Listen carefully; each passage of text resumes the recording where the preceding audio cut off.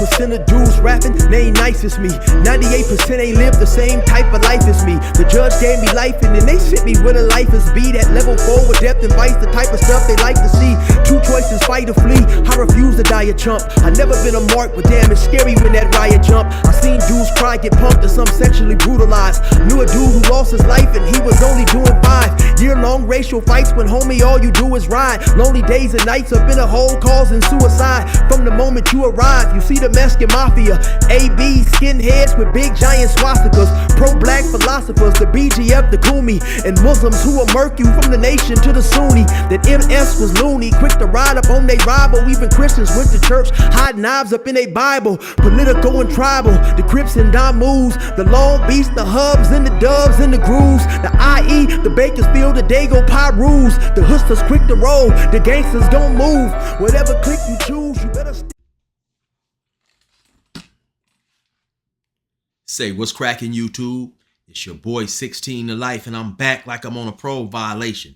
Yard down! Now, for those of y'all that's new to my page, in 1994, I got arrested. I was eventually sentenced to 16 years plus life, and I served 24 years straight in the California prison system. During those times, I accumulated some good stories. I'm going to share some with y'all today. If you happen to like the video, be sure to hit the like button, leave a comment, subscribe.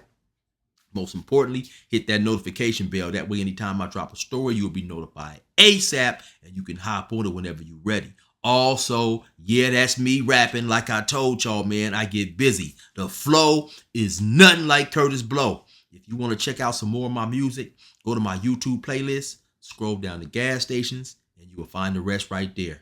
Now, let's hop right up into this story right here. So, yeah, you see the title, man. Why I wasn't worried when I went to a level 4 prison. You know, I'm talking about, when I went for the first time, of course. Now, when I tell you that I wasn't worried one iota, I was not worried one iota, right? And let me get into why, man. As I look back on it now, I realized that I wasn't properly informed. I'm just keeping it 100, man. I'm thinking like now, why didn't some of my homies who I ran across in the county jail, or some of the dudes who I was cool with and who I got to be cool with in the county jail and who had been to prison before, why didn't they lace me? They didn't give me the game like they should have, considering it was my first time going to prison. I mean, they gave me a brief description, and a few like brief scenarios of what to expect, but I definitely wasn't laced, right? And so I had no idea what I was going towards, and that's why I wasn't scared at all, right? So let me tell you guys, keep in mind now, when I got arrested, it was 1994. So this is before YouTube, right? This is before being able to just hop on the TV or hop on your phone and have a whole lot of knowledge about prison gangs and all these things, And then let's also keep in mind too that I'm from the city of Bannon. Bannon is in the county of Riverside. Bannon is a small city, right? One high school. And so, while the gang culture eventually made its way out to Bannon, Bannon is definitely not LA. It's not a big city, so the violence is not there. You know what I'm saying? And so, man, hey, listen, I'm from where I'm from. Everybody can't live in Compton. Everybody can't be in LA. Everybody can't live in LA. And so, I was into what I was into, right? But it definitely was not on the level that you would find in a major city. And so, now another reason why I wasn't scared, right? Because by the time that I got arrested, I had so-called, quote unquote, been off the porch for about 7 years, So by that time, I'm selling drugs, I'm gang banging, I'm doing my thing, right? And I don't know about you guys out there, right? But if you didn't live through that crack era, that you missed something, man. Out there dealing with them crack fiends and all the twists and shenanigans and banana in the tailpipe excuses they would come with. Them crackheads was when it came to coming up with a scheme trying to get some drugs. Hey, say, listen, man, them crackheads was some ingenuitive folks, man. And so, by that time, like I say, I'm in the life, so I may go to the mall somewhere in San Bernardino. I may go to Riverside Castle Park. And so we gang banging. You see dudes who they don't, you young, you have a certain look, they gonna hit you up, which is basically back in my generation, when you hit somebody up, it was damn near a confrontation to a physical altercation, depending on where they said they was from, right? So you may hit a dude up like, hey man, what's up? Where you from? And you tell him what hood you from. And so by having experiences like that, and also selling dope, selling crack, I was well, at least I thought I was well ready for that particular type of lifestyle. And once again, like I said, man, them crackheads, boy, they had schemes, they had scams, and so you're not gonna have any type of longevity in selling dope if you're not violent, right? And so even though I was a small dude, man, I was violent, and I had heart, so those type of things had me thinking that I was prepared for prison, right? And then also, I'm in Riverside County Jail. So Riverside County Jail definitely by no means had the treachery and the horror stories that you would find in the jail like LA County. I've heard many people say that if you can survive LA County, then you can survive any prison, right? And so the whole time I was in Riverside County, I never had actually seen a knife. Riverside County has a few different jail systems, or excuse me, they have a few different jails that make up their jail system. They had one jail called the old jail, right? But for the most part, I was in the old jail for a while, but for the most part, I was in the newer modern jails that they had, which is just, you in the cell. So I say all that to say it was pretty hard to get action at having a real legitimate knife. You had people with razors in the comb and stuff like that. So by the time I stayed in the Riverside County Jail fighting both of my cases for them 2 years, I done been into numerous fights. I done got jumped a couple of times. I done got cut on my back. So it's just another extension of the gang life that I was living on the streets. And so, by the time I get to the county, by the time I get to prison, I'm really not having no fear. You know what I'm saying? Because I have been through this. I have no idea though what I'm getting ready to encounter. Because once again, like I said, my homies or people who I was in the county jail with, they didn't lace me properly, right? I had no idea about the politics. I had no idea about the Southern Mexicans didn't get along with the Northern Mexicans. I didn't even know anything about Northern Mexicans, and there was a beef with the Southern Mexicans, right? Because like I said, man, this is 1993, 1994, right? And so there is no YouTube. So I'm way down here in California. And then from 1989 to like 1993, I'm basically living in Billings, Montana. So I'm going out there hustling, selling dope. And so once again, there's no way I can just look on YouTube and go to social media and be all aware of what's going on in these other cities that I'm not living in. So I have no idea about none of that, right? And so when I get to the county, like I said, once again, when I get to prison, I'm not familiar with all these things, right? In Riverside County Jail, where I was housed at, they'll put a black in the cell with a Mexican. They'll put a black in the cell with a white dude, right? So when I first get to Salinas Valley, eventually once I get in the building, I go to the where the guard is up in the tower or whatever, and they tell me what cell I'm going to in. Because when I first get there, Salinas Valley the prison is new. We are opening up that prison, that particular yard, So when he tell me, okay, you in cell, whatever it was, I go to the cell. It's a white dude in the cell. I don't even have no idea that blacks don't sell with whites and everybody sell with their own races, because like I said, in my county jail, they'll put a black in the cell with a white. So when I go to the door and tell him to open the door, he opened up the door. I go to walk up in there. He like, hey man, what the hell you doing? I'm like, oh, they said, I'm in this cell. He said, oh no, man, I'm in this cell. Hold on, let me go talk to him. So he walked out and went and talked to the dude, and then they moved me in a cell by myself, right? So like I said, man, I was horribly misinformed about going to prison, right? And now, when I get to prison, especially when I first hit Tehachapi, which is a reception center. A reception center is where they send you after you have been sentenced and catch your time and you leave the county jail. You go to a reception center. It's a prison that's basically going to analyze you and assess you, and due to a few factors like maybe your time, how old you are, have you been to prison before, they're going to figure out what type of housing you need, whether it's minimum security, medium security, or maximum security. So when I go to reception, I had never been around Bloods like that. You know what I'm saying? Because I'd never been around Bloods like that. So that's when I first had to learn that you can't be saying cuz all the time. You can't, because back in those days, man, people was gang banging. The Bloods didn't want to hear the Crips say cuz or nobody saying cuz. And the Crips didn't want to hear nobody saying blood because dudes was they was deeply at it back then, right? And so that was basically extremely disrespectful. So in the common areas, like maybe the chow hall, the weight pal, the basketball court, you didn't say that, man, because somebody's gonna take offense to that, and it's gonna lead, you say cuz, somebody gonna say blood.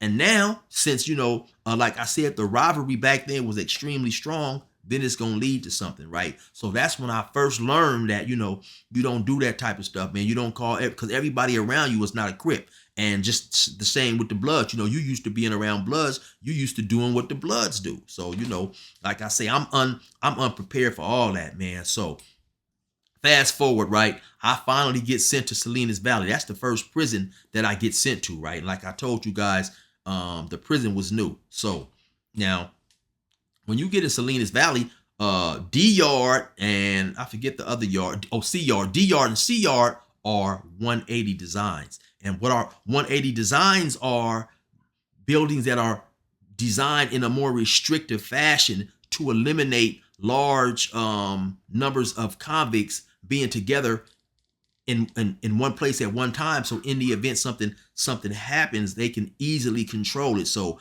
a regular 270 prison is a big old giant open building. A 180 is when you go into the building, it's broken down into 3 sections, and there are 12 cells in the first section, and then there's 12 cells in B section, top and bottom, and then there's 12 cells in C section. And also the chow hall is connected to the building. So when you come out of your section, out of the electric door, instead of walking out of another electric door, you just bust a left and you go through these doors, and the chow hall is connected to the building.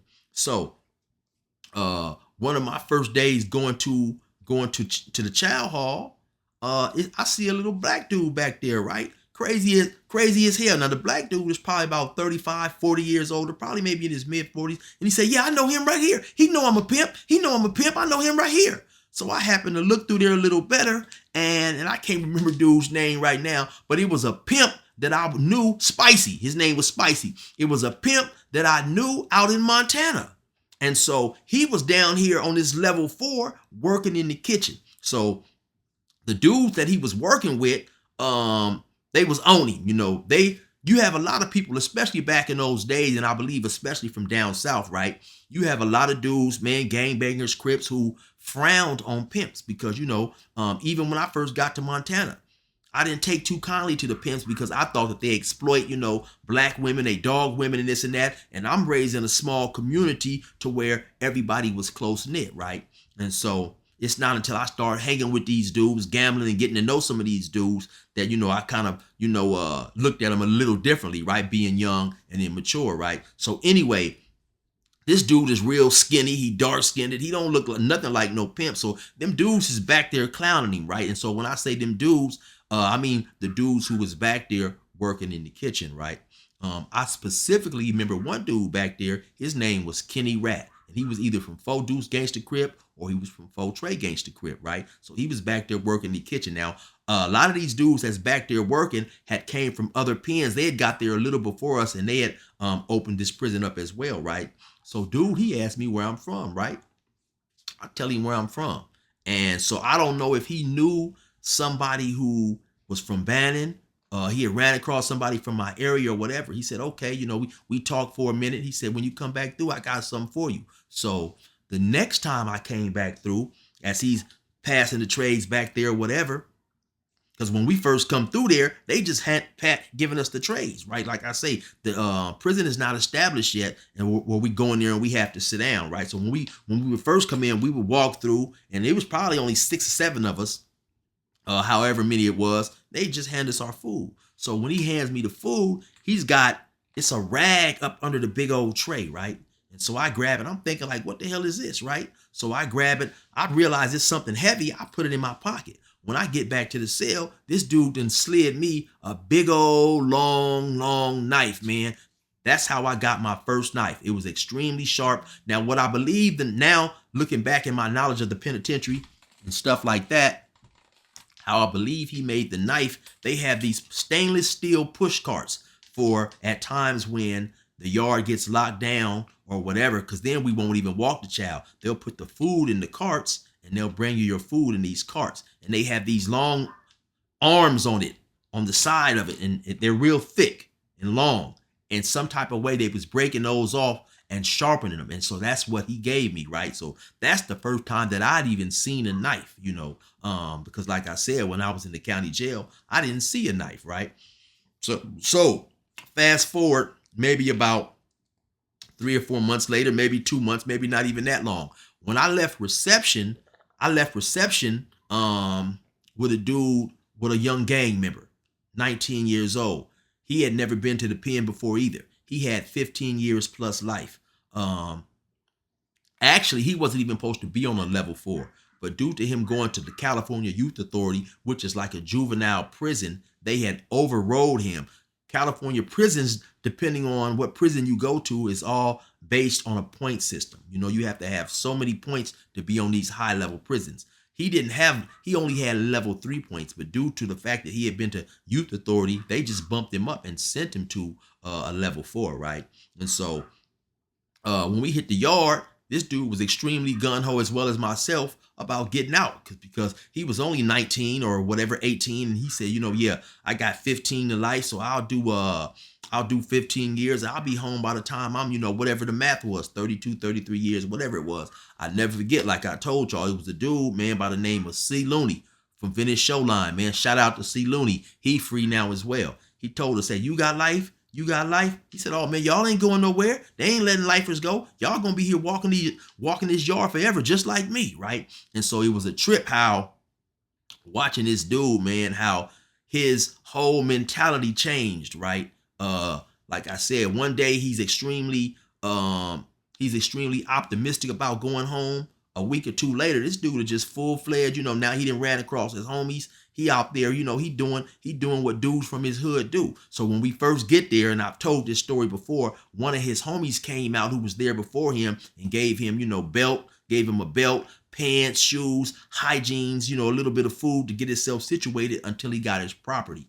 Well, maybe about a month later, it came out that dude had done something else at another prison, and they chose this dude to stab that dude because they was from a hood that had many different streets and many different gangs, but those two dudes happened to be from the same gang, same street. And so that's when I realized, man, how treacherous and deadly prison was. You know, now I'm seeing like, damn, it's cold up here, right? Because like I said, by me being from Bannon, being from a small community, the majority of people who I graduated high school with, I started going to kindergarten with. I've been knowing all my life. So you have more of a family type mindset, right? And so to see one dude stab his other homie, to me, was crazy. And what the crazier part was, everybody, it seemed like, knew that this dude was going to get stabbed, except for this dude right here. At the time, I'm in the cell with a dude by the name of Big H, Big Heron from Compton Grandies. He was a Crip. Every time I mention this dude's name, people will confuse who I'm talking about. No, I'm not talking about the dude Heron who was affiliated with Suge Knight and Death Row. This dude was a Crip, and he was from Compton, right? And he was well respected. By me being from Bannon, California, which is a long ways away from LA, I didn't know of the street names out there, all the reputables and all this. So later on in my journey of doing time, I would run across a lot of famous dudes or famous names, Crips and Bloods, that's mentioned now on YouTube. But back then, or just mentioned famous in the Crippin' and Bloodin' world, period. But back then, I had no idea who these dudes was because, for one, I had just got to prison. And for two, I'm so far away from these dudes that I'm not hearing about what they doing, or I'm not hearing about all the beefs was that's going on in these other cities because I don't live in those cities, right? So later on, it wasn't even till after I left and moved out of the cell with Heron and got to other prisons when I realized how much of a legend this dude was, because how highly they would speak of this dude's name. But anyway, so this dude, Heron, of course, by him having the respect or whatever, they definitely let him know that this stabbing is about to take place. So he said, hey man, he said the dude's name, he gonna stab, his homeboy or whatever. And so now, after I know, I'm paying attention. So the day before the stabbing, I see these dudes at the water fountain, they laughing and giggling, and I just say to myself, man, there's some cold stuff going on. These dudes is at the water fountain laughing and giggling, and the other dude don't even know that this dude is getting ready to stab him. He was supposed to stab him that day. It didn't happen, but he did end up stabbing him the next day. When he stabbed the dude was a big old dude, bigger dude. You could tell at one time he used to work out, and because back then in some prisons they still had to wait. So this dude was definitely muscle bound. So and the dude that stabbed him was probably about my size, maybe about 5'8", 5'9", maybe 150 pounds, 155. I'm thinking he fits to turn around and boop bop beep boop bop. Put lefts and rights with all this might on this dude. Man, this big dude snatched a knife out his neck, looked at it, and pew! This dude tore ass. He ran to the building. He actually kicked on the door. He kicking on the door. Boom, boom, boom. He kicking on the door. They let him in, put the yard down, right? So everybody get down. They drive down there in a golf cart. And it's like now the whole yard is quiet. The whole yard is, man, it's just eerie when something like that happened. The whole entire yard is quiet, man. And eventually he comes out.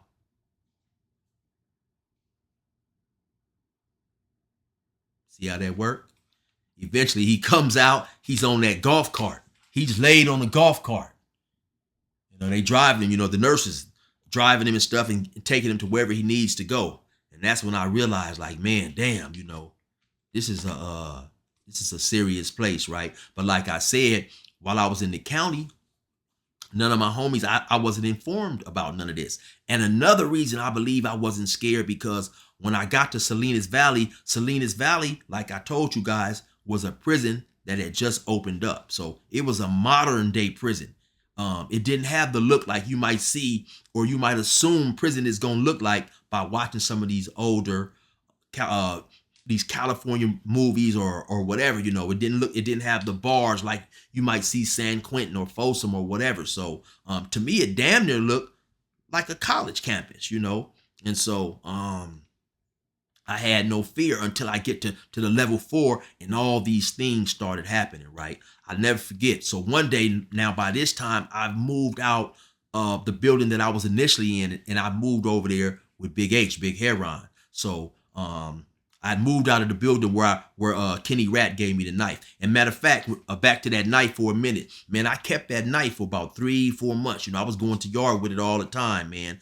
And then the yard went down because of an incident, I believe, with the Mexicans across on the other side of the yard.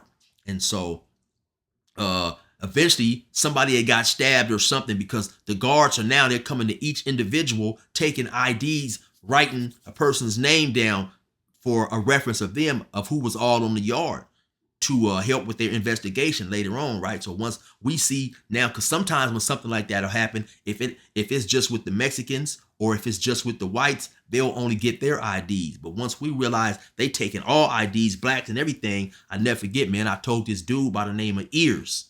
Ears was from Long Beach. I said, hey, Ears, man, I got this knife on me. He said, oh, is that right? He said, yeah, give it here. Now, Ears, I don't know, was probably in his early 30s, mid 30s, somewhere around there. So I slid him the knife. We laid on the ground. Now, they have this big old wall. And on the other side of the wall was I believe D2. We was on the high yard. So it was D1. So anyway, he threw the knife over the big old giant over the wall, and it landed on the other side. Just so happened the dudes on that other side was already locked down, so it wasn't nobody out there. But yeah, I stayed going to the yard with my knife because it was serious up there, right? And so anyway, I digress. I've moved to the other building. I'm I'm in the cell with Big H, Big Heron from Compton.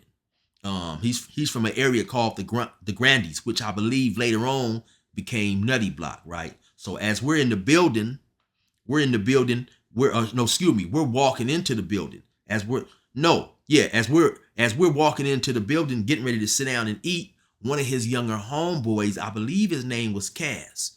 He had introduced me to him earlier before, right? So now Cass and them had already been in that building. So now Cass is getting up there. You know, they let, like, it's maybe when you walk, it's a small little cafeteria like section that you eat in, right? It's a gun. When you walk in, it's a gun tower at the back of the chow hall, and it's one right here, and it's maybe only about 8 tables in there. It's real small, right? So when we walk in there and we sit down, his homie Cass has already been in there. Now they standing up and they leaving. So his homie Cass telling him like, "Hey, Big H, cuz I'm up out of here, homie."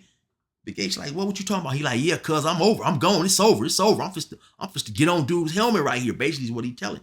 Big H is like, "What you talking about, man? Kick back." He like, "No." Big H is like, "Hold on, homie, kick back. Wait, let me talk to you." He like, No, cuz I'm gone. I'm gone. So when they walk and they give him the trays to go out, soon as they walk and get outside the little door and start walking into the hallway rotunda, I'm looking over there. I see boop, boop, beep, beep, boop, bop, boop. I see Cass hop on somebody's helmet. Boop, bop, beep, boop, bop. Then all you hear the guard in the tower say, "Get down." Then I hear boom. And that's it. And then Big H say, "Oh, damn, they shot him. They shot him. They shot him."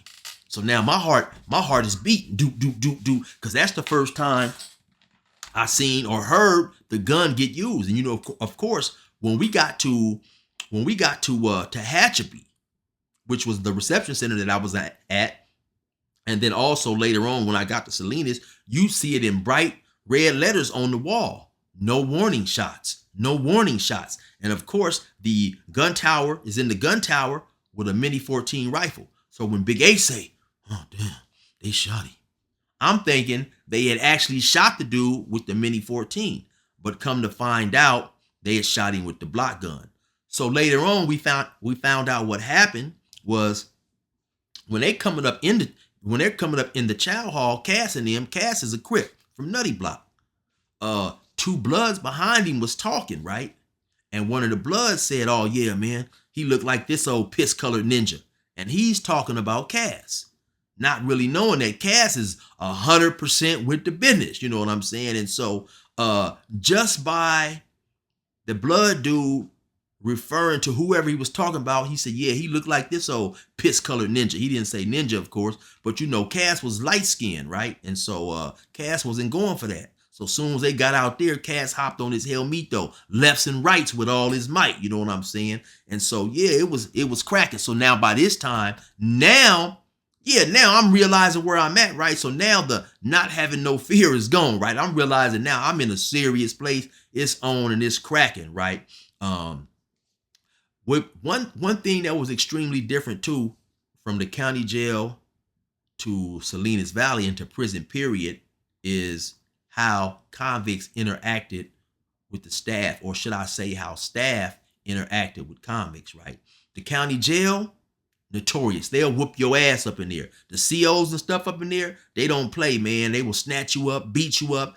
And I believe part of the reason is they'll whoop on you and they'll move you around from system to system, you know? So if they, like I told you guys earlier, Riverside County had a lot of jails that makes up the Riverside County jail system. So if they whoop you in Riverside, in the city of Riverside, they'll put you on the bus and then send you way like an hour and a half away down to Blythe or Palm Springs or Indio or to Bannon, right?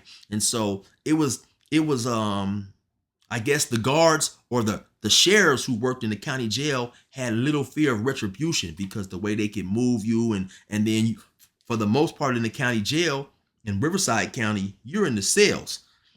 Excuse me. But in prison, these COs are working on the floor with you. They're on the yard out there with you. And so now you have more access. And then also, too, once you get to prison, a lot of these dudes are doing life. These dudes are doing a lot of time and have no qualms about, you know, handling their business with the police, right? And so one of the big differences when I got to the level 4 is the amount of police assaults and stuff that I seen. It seemed like you would get a police attacked or assaulted up there at least once or twice every month, right? I remember, and I believe I told the story about a dude by the name of Pasquale from Great. I'm sitting also on a 180, the school, the canteen, the nurse's office, it's behind a secured fence. The sergeant's office, the program office, where the lieutenant, the captains, and all that, you have to go through it's like a gate. You have to go through the gate, and before you go through the gate, you got to get searched, you got to get patted down and stuff like that. So now I'm sitting back there waiting to go to canteen, and I just hear, I don't see the punch, I hear it. I look up, I see this old guard, he's stumbling toward me. He says, you know, you MFer.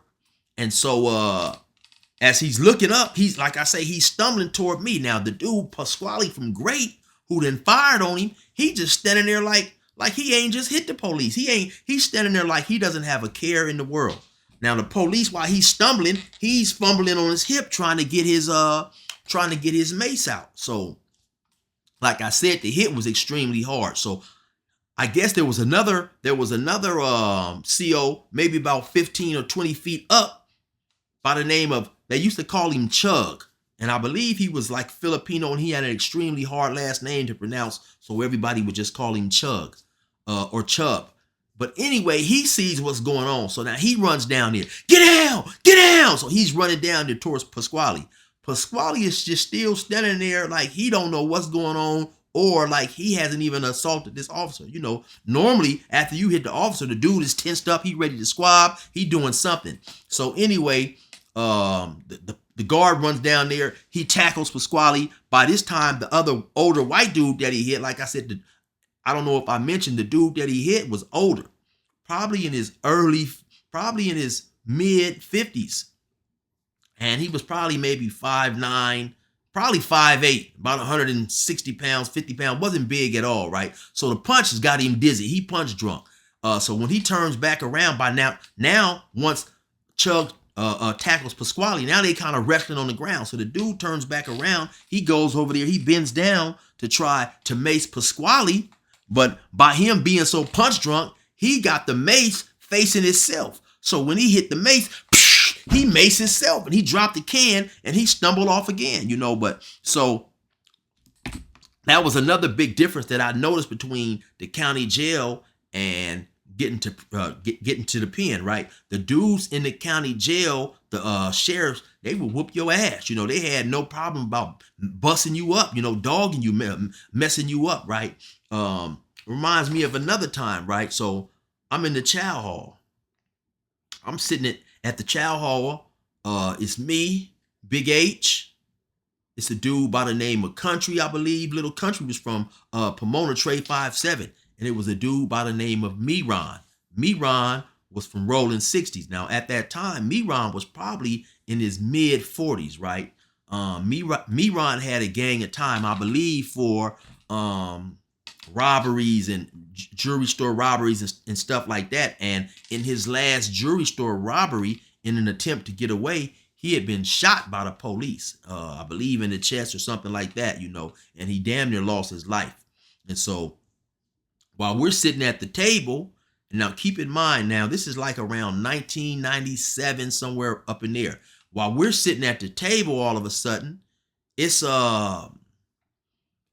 some Mexicans like right at the table behind us, right? And like I said, at this time, I don't know their politics of what they got going on. So I don't know if it was two Northerners that rushed two Bulldogs, or some Bulldogs that rushed the Northerners, or whatever. But all of a sudden, they just stand up and rush the Mexicans and go to fight. Beep, boop, beep, boop, pop, boop, boop. They go to squabbing. I can still clearly see, because the way I'm facing, I'm looking at no-nos. I'm looking at Miron. Behind me is a black police by the name of Collier, and I can still see his face today.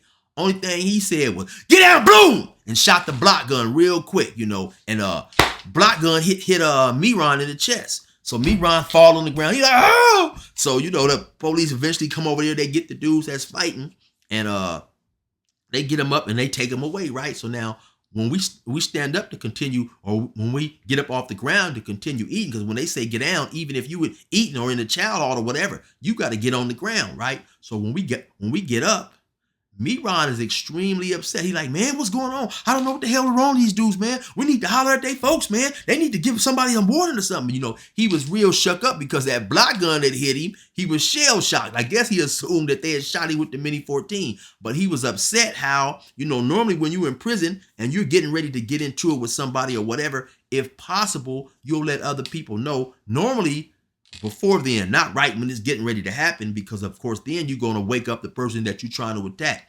But normally, if possible, you give other races that's not involved a courtesy warning. Hey man, look, we got some business to handle. That way, they people can get away from the situation. They don't get involved in it. They don't possibly think that somebody in their circle is being attacked, and it creates a bigger situation than it has to be, right?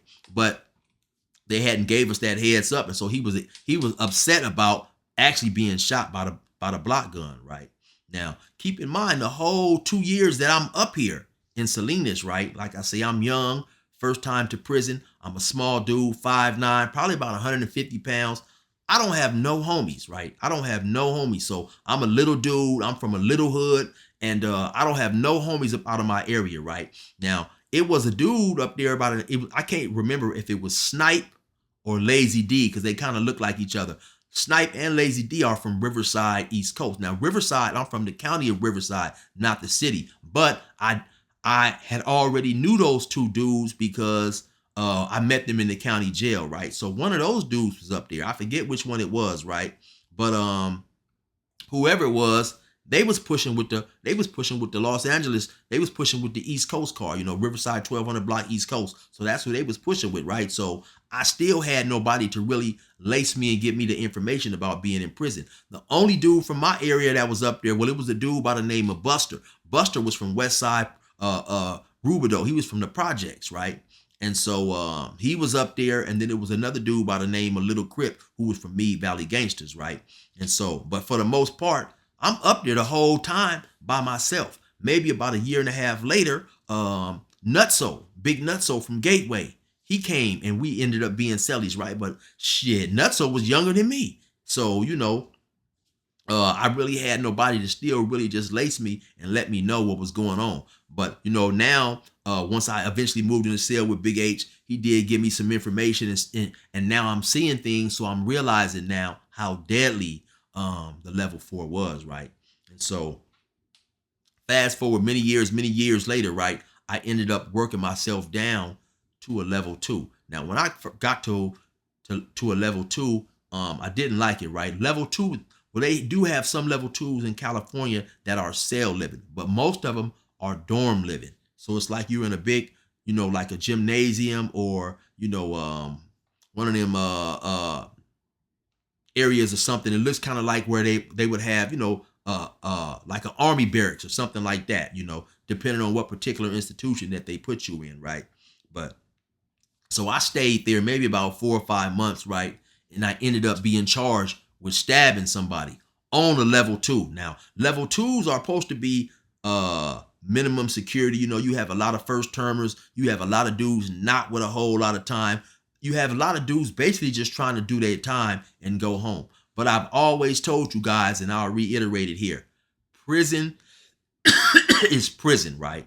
Just because you're on a level 2 or a level 1 does not mean you do not have violent-minded individuals who will bring you your hat if you go to tripping. Sometimes you have individuals who will make it to a level 2 or a level 1 on the violence that they have previously been known for, because all you have to do is stab 2 or 3 people in the prison system, and it's definitely going to get around and spread. Because if you stab somebody in 1998, you best believe when you get down to another prison, maybe in 2006, it's going to be dudes at that prison who was at that other prison. You know what I'm saying? And so they're going to, hey man, that dude right there, you know what I'm saying, yeah, he with that knife play. And so eventually your reputation precedes you and you don't have a lot of problems. So this is how sometimes dudes can do time and get down to these lower levels, right? If you know how to do time, and I say this a lot too, a lot of times in prison, the problems that you get yourself into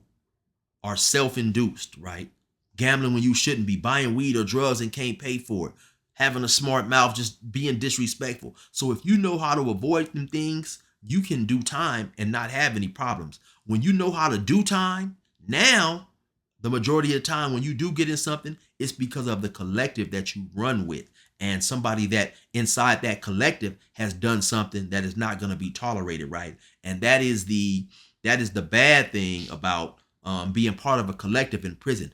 And I'm talking any collective, whether it's white, Mexican, Asian, whatever, however many people is in your collective, you are somewhat responsible for all those people to a certain point, because in the event one of your homies get into something and it becomes physical, you are going to have to support. And sometimes you may not even be there to support. You may be 30, 40 feet across the yard doing something else. Somebody will look up and see his homies into it with your homies and just automatically rush you and put you in a situation. So, I mean, to a certain degree, when you are part of a collective, you are always responsible for your homies' actions, right? And so once I got to a level 2, like I said, I stayed there 4 or 5 months, and I ended up being charged with a stabbing. So they sent me to the hole. I ended up being found not guilty of the stabbing, but due to a couple of other violent incidents I got into, my points was not level 2 points anymore, and so they shot me to a level 4, right? And so this time, when I go back to a level 4, now I'm definitely aware, and I am definitely have a full respect for the violence being on that level 4. And to keep it 100 with y'all, I was upset with myself, disappointed in myself that I had put myself back in a situation to be on a level 4. Because one thing about a level 4, when you're doing time on a level 4, violence is coming. A riot is coming. It's just a matter of time. Matter of fact, when I got to the level 4, all the blacks was on lockdown because a Crip from San Diego had stabbed the police. I might give you guys that story a little later, right? So anyway, now when I go back to this level 4, having been on a level 4 before, now I'm fully aware of the potential of violence, right? And so I immediately know I got to go up there, get up in there and get me a knife. I was in the cell with a dude by the name of Tick, who was from Stockton, Fofo Gangsta Crip. So shout out to Tick, right? We're next door to some Southern Mexicans right now. So when I get up there, the vibe has changed from what I knew it to be when I was on a level 4, right? It's the relationships between the blacks and the Mexicans in that building, or everybody, it just seemed more relaxed, right? So when I'm coming to the building from the hole, it's a Mexican dude who said, "Hey man, let me holler at you," or whatever. He asked me, "Hey man, can you take this magazine and take it up to my people?" So I said, "Hold on, man, let me get back to you on that," right? And so I went and asked one of the brothers, was it cool? Was that something that they was doing up in there? So anyway, like I said, the relationship seemed like it had changed or whatever. Things were more relaxed, but it's definitely still was I'm on a level 4, right? And so my next door neighbors to the right, I believe, they was down south Mexicans, right? And every night you could hear them in there sharpening knives and stuff. I don't know, it sounded like they had a damn, axe grinder or something up in there, a hacksaw blade, and they made no attempt to even try to be quiet, right? And I told my cellie, I said, man, if something jump off, man, with us and them, soon as we come out, we gonna have to get cracking. Cause you can tell they got something up in there. I think that they was probably the knife makers for that unit, but who knows, man. But anyway, yeah, y'all, I'm just letting y'all know that it's extremely real up there on them level 4s, right? And like I said, due to being not properly educated before I left the county jail, I had no fear about going to a level 4. But when I went back, I had all the fear in the world. And having fear is just really having a healthy respect for the elements around you, right? Because if you don't respect alligators, you might just jump in the pond with the alligators. And then once you jump in the pond with the alligators, it's a wrap. You know what I'm saying? So don't confuse being fearful and being scary. You have to have a healthy fear of anything that you're dealing with when it can take your life. But like I said, being fearful and being scary is two different things. Anyway, you already know what it is. It's your boy 16 to life. Resume normal program. Bro, that level 4 so ruthless, you can't focus on that rat. It's a war going on, and booty bad is where you at. Only one that got your back is the cat up in the mirror. I seen men hit the pen, ain't been and leave that bitch named Vera. Mama talk, but you ain't hear her, cause you told her you was grown. Now your ass hungry as fuck, and you keep blowing up her phone. You 6 hours away, you sad as hell and so alone. And then a gangster hit your cell, and he took everything you own. You ain't fight back, yellow moan. You just sat there like a hoe. I told you you ain't bout that life, I beg your ass to let that go. You wanted to bang and carry pipes and just couldn't tell the devil no. Now you super soft somebody's wife up on a level 4. When you live this life you know you ain't supposed to be in. Now you making funny changes, bro, like Sammy Sosa skin.